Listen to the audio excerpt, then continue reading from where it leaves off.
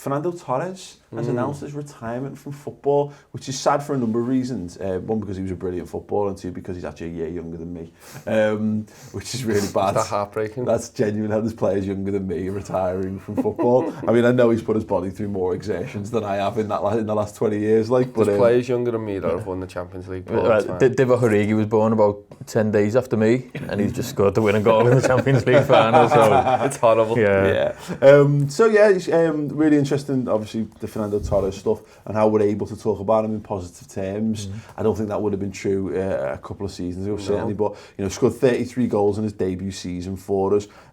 Only Salah scored more in a debut season with his 44 the other season. 81 goals, 20 assists in 142 games for the Reds, which is an astonishing return, really, when you consider that last half a season, like, injuries really took its toll. He really dropped off a cliff that year, post World Cup. I want to talk to you then about it, boys. What are your favourite Fernando Torres memories? It was the hat tricks in the first season that got me. I think he scored one against Redmen in the cup quite early on. And then that's when you start realising, we've signed a good player here. I think he'd only scored a couple of goals before that, but you could see he was brilliant. Was he'd been in and out of the side, like he wasn't like he's in every single week. We eased him in, and then that Redden game came up, and that was when he properly exploded. And then he goes and scores another 2 hat tricks later on in the season. He scored 2 in 3 games in the league, and as you say, 33 goals in all comps in that first season. And when someone like that comes in, and Salah was the same, who just takes the whole league by storm, and you're just like, wow, who have they signed here? And there was always been talk about him, hadn't there? And he obviously had the armband at Atletico.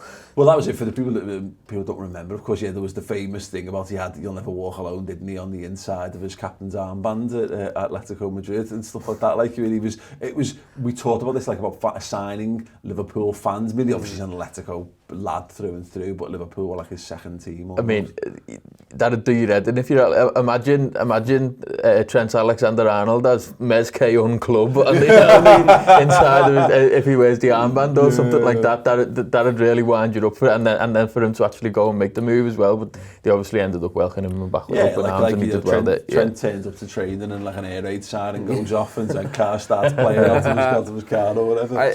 I just like his style of standing a man up and just going, and he's through, and then he scores. I mean, so many of his goals were scored like that, literally, and we see it now. I mean, Sadio Mane does it, but he was so good at doing that. It was unreal. He used to glide. You never watched him accelerate. He would just it was like he didn't make contact with the grass. It was ridiculous. But he had it all as well. He could head a ball, like anything, volley the ball. I mean, some of the goals he scored. The big one for me is the United away. Yeah. That is mad. Like, some of them goals. The way he put Vidic on his arse. Put Vidic on his arse. And, like, that finish is so hard. Yeah. That finish to put it in the bottom corner, I'm like, every time I watch him, like, he's missing that, oh no, it's in the bottom corner, and then that image of him on his knees like that, in that grey shirt, in that grey strip, big fucking smile on his face. Just makes that kit, like, just makes it an icon at that point. There's a few of them, the celebration wise, he scored against Chelsea, and he slides into the corner, but he ends up in like a sitting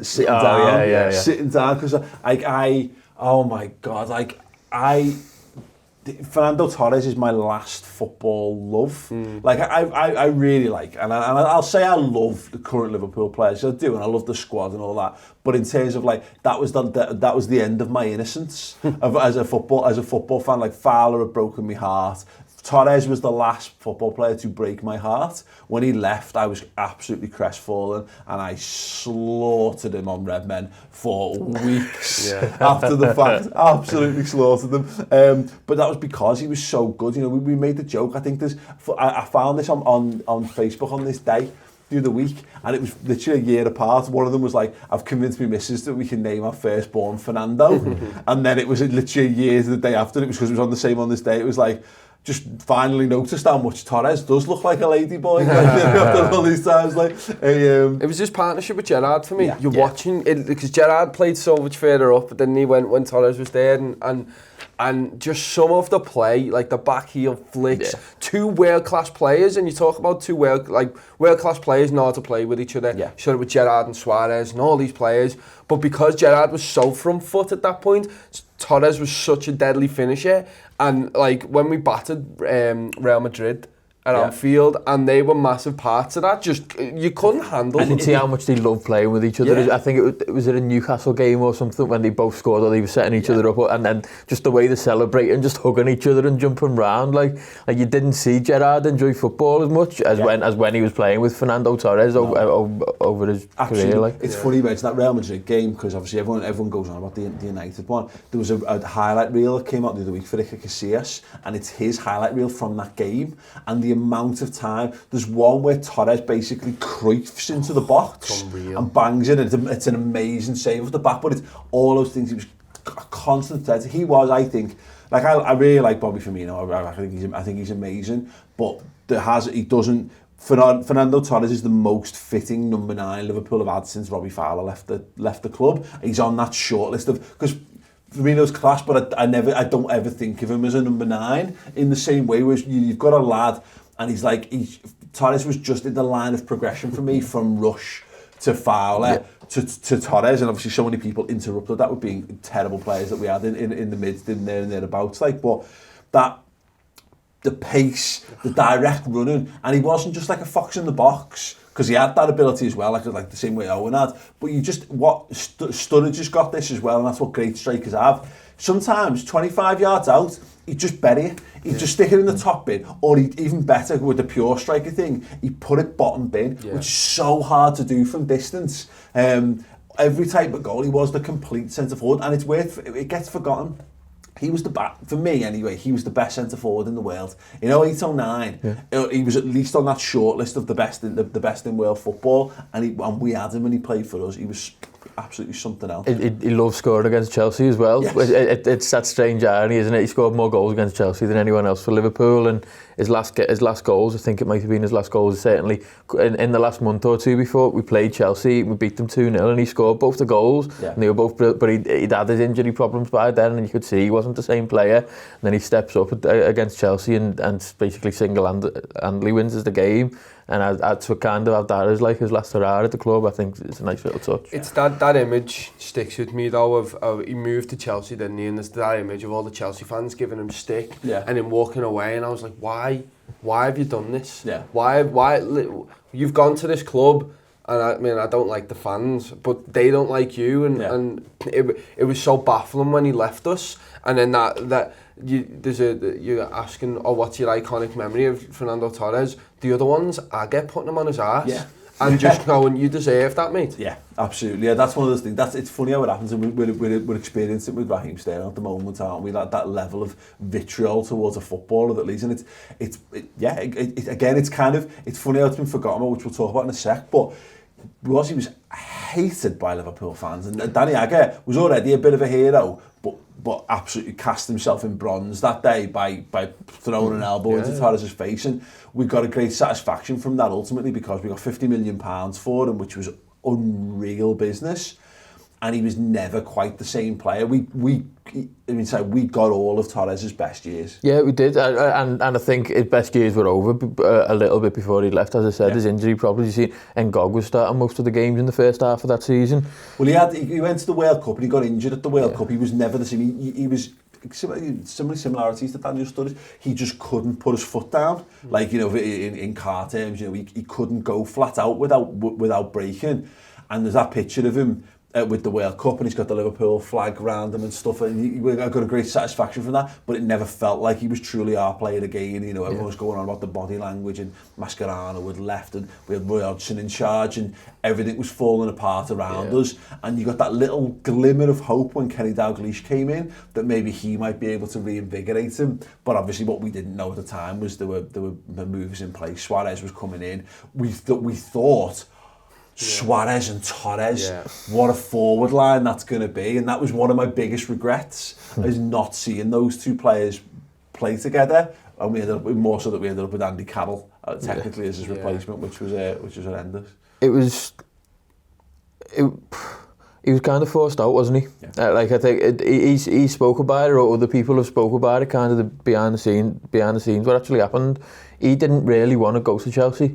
Like he was basically told we can get 50 million for here, and I think that hurt him. Yeah. And I don't think he leaves. Certainly not for Chelsea, because he knew what the rivalry was like. He played in them games. Yeah. He wouldn't have done that. He wouldn't have done that if he wasn't fucked over, basically. He's alluded a lot to it, hasn't he? There's a true story that he hasn't ever really gone into, divulged. It might be interesting now that he's retired, whether more of that comes out. Si Hughes covered it in his, I think it was his last book, which is called Ring of Fire. That's it. I think it's in that book, which is some interesting stuff. But what's fascinating, of course, is that obviously ends up being good business for Liverpool. Obviously, he has to endure the vitriol of Liverpool fans. But I'm kind of glad he's seemingly come full circle. You know, he did that interview with Si.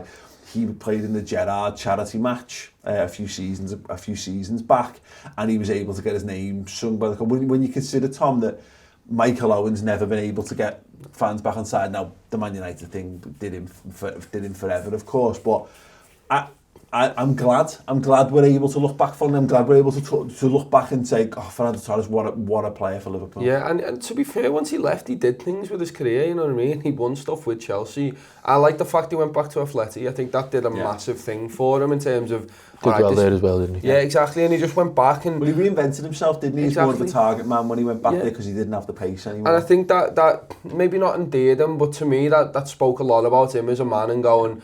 alright, he's probably on good money there, but he's gone, no, I want to go back to where they started. You know what I mean? I started there, they all love me there, I love it there, I'm going to go back and basically see out my career and just be the best person I can, enjoy my football while I can. And I think that thing, obviously going out of our eye line, because Michael Owen ended it with a slew of Premier League clubs, which didn't help. Yeah. Just seeing him go to different places and going, what, like, come on. But then with him, he's gone away. I really enjoy it as well. I think you're right. Being able to see him and everyone likes him again. It's just that. I think it's because he's a likeable man. It is. He doesn't come across as arrogant. He never really came across. Even when he was playing for Chelsea, and you're trying to like try to find things to hate him for. Basically, he's still always coming across as someone who is quite humble and who just wants to get on the pitch and play football. Like you can look at Coutinho and probably Sterling as well. Yeah. There is an arrogance about them, and I think that won't stand them in good stead. I wonder whether the Coutinho stuff might. I mean, it's tough because he properly forced that move, didn't he? I wonder whether Coutinho will come back because he a bit nice.